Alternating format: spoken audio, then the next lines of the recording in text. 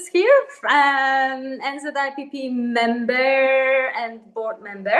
And I'm here today with beautiful Leigh Schneider, and who's going to be our presenter at New Zealand Photography Show 2026. And we're super, super excited to have you, Leigh, with us. Hi, how are you? Hi, I'm good. How are you? I'm really good. Leigh, I know you've made a beautiful video for us before, but maybe just say a little bit more about yourself, just titsy bitsy, just like a little introduction, please. Yeah, sure. So hi everyone. I'm Leigh, and I'm a conceptual fine art photographer from New Zealand. I was based for the last 10 years over in Germany, and I've only been back in New Zealand since early last year. Yeah, I was at the NZIPP conference last year and met some of you. I'm speaking this year, which is exciting. Yes, it's very exciting to have you here. Really, really cool. So actually, I will have a first question to you. How was it in Germany, and maybe why you back, or is that all right to ask? Yeah, sure. I originally moved to Germany because I wanted to learn the language a long time ago, and then I came back to New Zealand and I met my German husband here, and then we moved back to Germany initially for 2 years, which turned into a decade. Germany is very different to New Zealand, and it's definitely had, I guess, a pretty big influence on how my work's developed because I started with photography over there.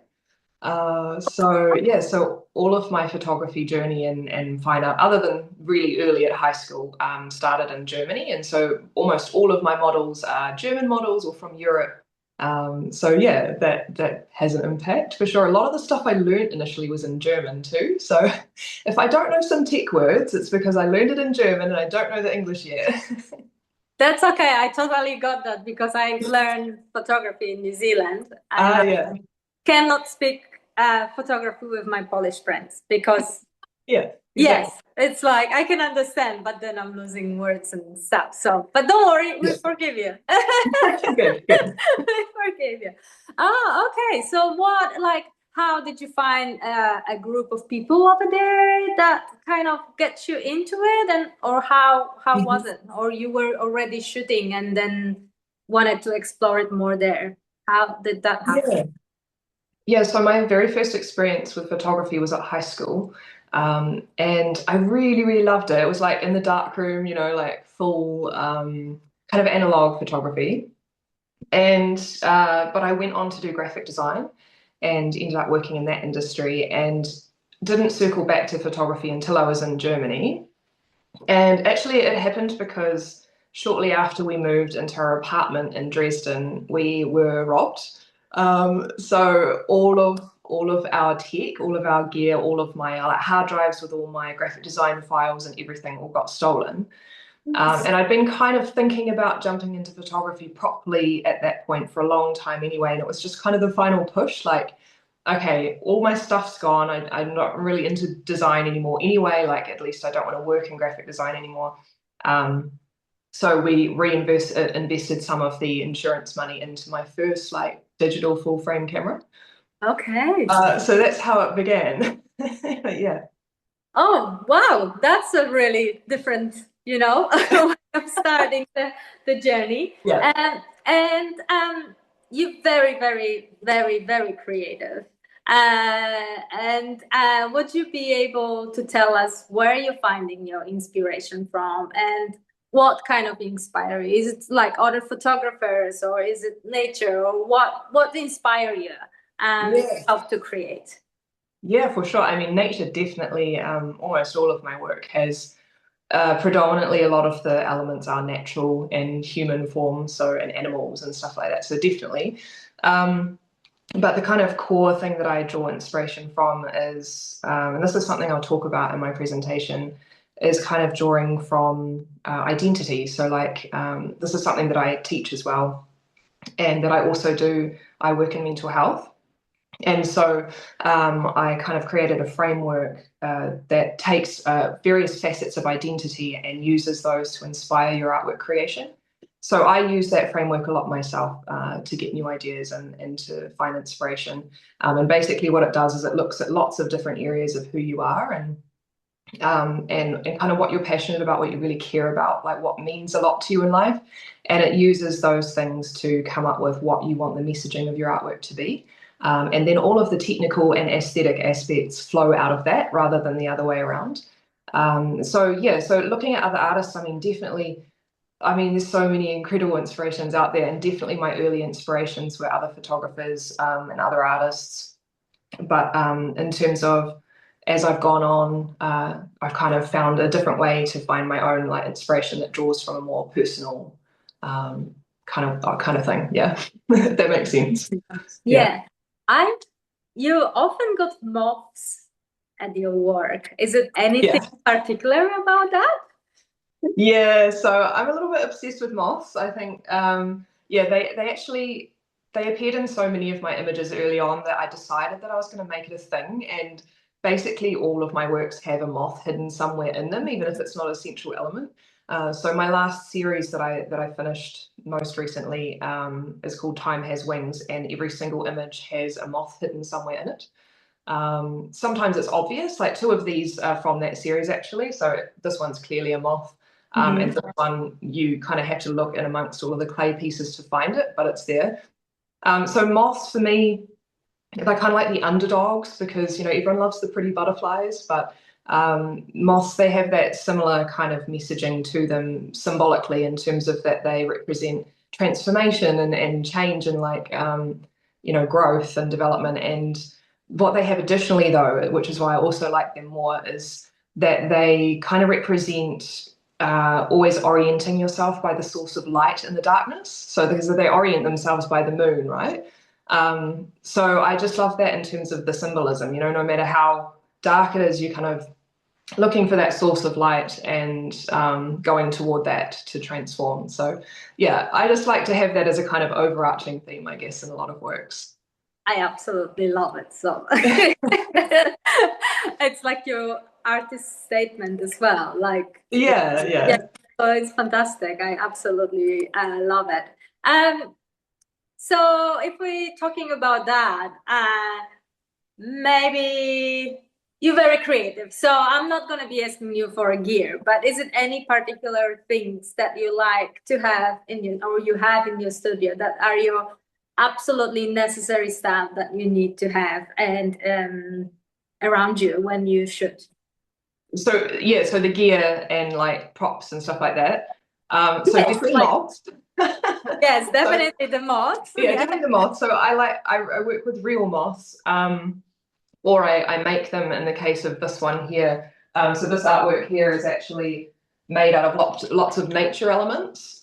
So it's Ah, a moth, but it's made out of like a pine cone and pieces of, different things I found while walking my dog, like leaves and everything like that. So nature elements are things I always have on hand.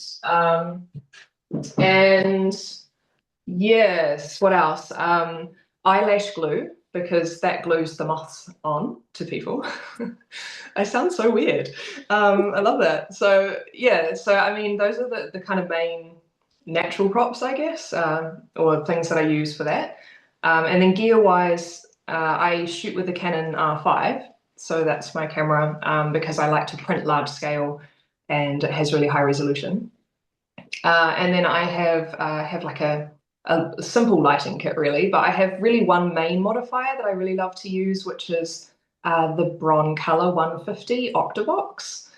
And yeah, that's what creates a lot of the kind of painterly, soft, naturalish looking light in pretty much all my work. So yeah.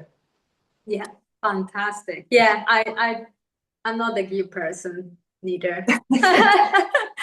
Yeah, I no, me neither. It's no, not if it's not a someone huge just thing. actually give it to me and show it to me, and I quite often when I talk to some of uh, sponsors and stuff, I said like I need to give it a try to know if I need it or not. But Yeah. I've got my certain things that I always should.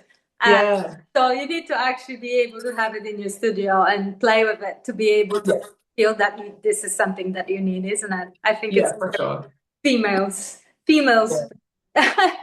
And Yeah. we're getting really close to Iris Awards and closing. I think it's 10 days left for us for the gates to be closed.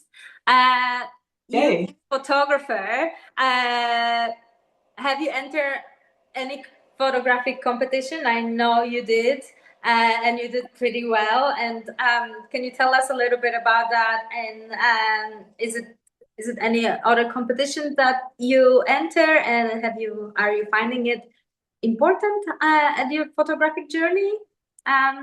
Yeah. Yeah, because I love to talk about this. Um, no, so yeah, I think it is. I think it establishes some kind of credibility within your market for sure. So like I do think it's good to do. Um, that being said, like you could be one of the most amazing photographers or artists ever and enter something and have not a show of winning it just purely based on the taste of the judges or the fact that there's just so many people creating interesting work. So yeah, I feel very honored that I won the competition I did last year. So it was the Fine Art Photography Awards, which is kind of one of the big international ones I was entering every so often when I was able. And at first I thought I just won the section that I'd entered. So I entered the conceptual work section. But then I found out that I'd won like the grand title thing for the whole thing. And I was like, what? So that was with this series with Time Has Wings. So yeah, that was huge. And I think the biggest thing was just like the kind of confirmation of like, okay, I'm doing what I set out to do and it's being seen, like which is nice. And you can't expect to have that. So it's really just an honor and a privilege if you get it. And the money's nice too. If you get a prize, it helps with art making. So Yeah. It's yeah, motivate us as well, isn't it? We always yeah, are scared to enter, but then yeah, we put our work, we put ourselves out there, and then when things like that happen, then that really helps you to believe in yourself, isn't it? yeah. And It's like, definitely a boost. Yeah, yes, and just yeah, out to push. So yeah, definitely, guys, enter because you yeah. never know Yes, what's behind the corner and waiting yes. for it, isn't it? Yeah, you never know. That's the thing, you never know. Like, yeah, exactly. I'm guessing your judges rotate sometimes too, right? So you just never know, like, uh, what's gonna kind of stand out each year, and everyone has a chance for that reason too, I think. So that keeps it interesting. Yeah, yeah, it is definitely. Okay, I won't be keeping you longer because I know you just moved into the new house, so you got a lot Yeah. ahead. But thank you very much for being with us, and it's gonna be just a click, and we're gonna see you, and we will be able to see you live, and Yeah. yeah, I cannot wait for it, and hang out again together. So that's Yeah, fantastic. yes, I'm looking forward to it as well, and I'm looking forward to the touching base with the people I met last year and meeting some new people. And hopefully, I'll probably be more nervous on stage than I am right now because I am a hardcore introvert. So if I'm going red and rambling, like you'll know why. But yeah, I'm excited to talk about creating art with purpose and sharing how I do this and what this means and how it can hopefully support you in your artwork journey. And yeah, so thank you so much for having me and thank you for the Thank chat. you. Thank you very much, Leigh. And yeah, I cannot wait to see you. And yeah, thank you. Okay, bye. Bye. Okay.